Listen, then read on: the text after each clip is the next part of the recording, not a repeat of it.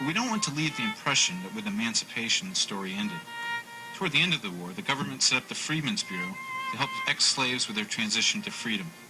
The Freedmen's Bureau had an office in Harpers Ferry. Among other things, they settled disputes, they established courts, and they distributed food to the needy.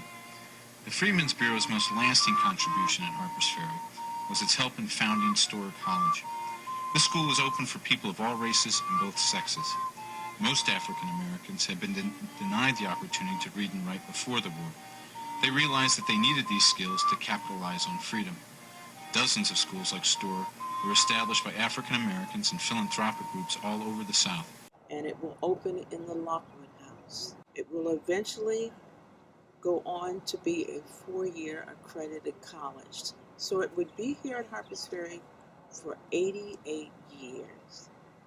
I am the daughter of a Connecticut volunteer who wore the blue, who fought for the freedom of my people, for which John Brown struck the first blow. Today we are looking forward to the future, forgetting those things of the past. We are pushing forward to a larger freedom, not in the spirit of Black Mammy, but in the spirit of new freedom and rising youth.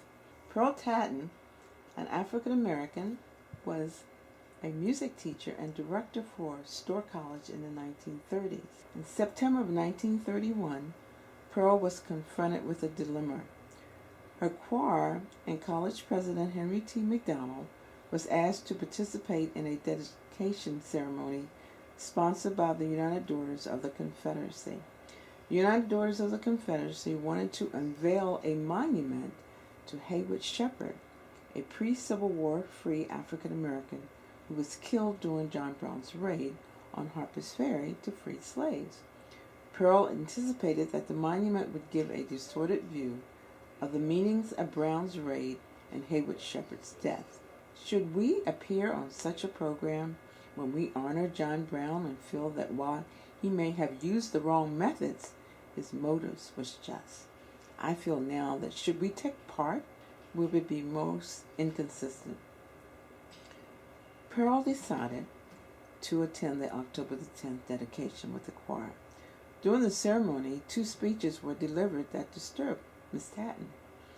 One speech, although appalling the advancement of blacks, also remarked that in a more intimate sense and closer to our hearts remains the old Negro Mammy, who was with her humility and sweet decorum had become the real institution. Pearl Tatten rose and spoke to the crowd, responding to the 2 speeches prior to the singers' scheduled music selection.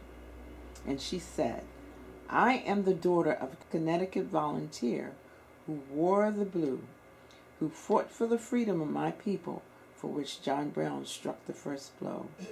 Today we are looking forward to the future, forgetting those things of the past. We are pushing forward to a larger freedom, not in the spirit of Black Mammy, but in the spirit of new freedom and rising youth." With these words said, Tatten led her group in singing, "Standing in the Need of the Prayer."